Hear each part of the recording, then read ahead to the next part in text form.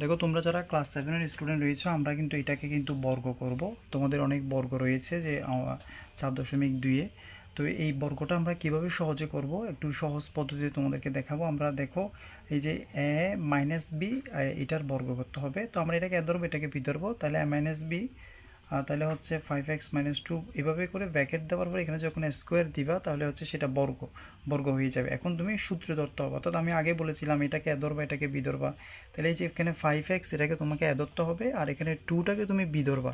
তাহলে এটাকে যদি তুমি এ ধরো, এ মাইনাস এটাকে যদি বি ধরো, তাহলে এ মাইনাস বি হোল স্কোয়ার।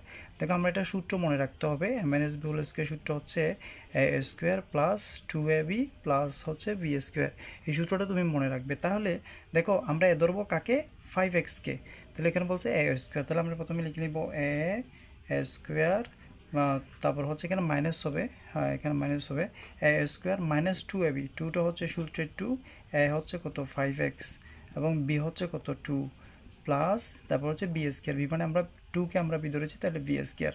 দেখো এ স্কোয়ার এ ধরেছি 5x-কে, এ স্কোয়ার মাইনাস 2ab, দেখো 2ab প্লাস হচ্ছে বি স্কোয়ার। তাইলে একটা জিনিস এখানে তোমাকে খেয়াল রাখতে হবে এবং একটা বুঝতে হবে, সেটা হচ্ছে কি, এই যে এখানে দুইটার উপরে কিন্তু স্কোয়ারটা রয়েছে, 5-এর উপরে স্কোয়ার রয়েছে, আবার কিন্তু x-এর উপরে স্কোয়ার রয়েছে।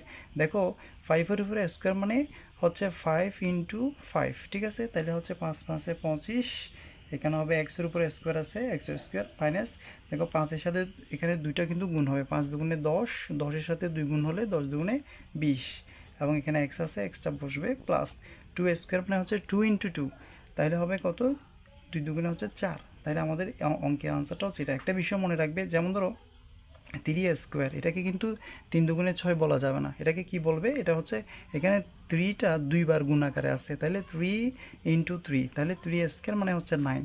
ঠিক আছে, তো আশা করি তোমরা বুঝতে পেরেছো। দেখো এই 2026 সালের জানুয়ারি এবং ফেব্রুয়ারি মাসে আমরা একটা কোর্স চালু করতে যাচ্ছি ক্লাস 7-এর। তোমরা যদি ভর্তি হতে চাও অবশ্যই তোমরা আমাদেরকে কমেন্টে জানাবে। ধন্যবাদ সবাইকে ভিডিওটা দেখার জন্য।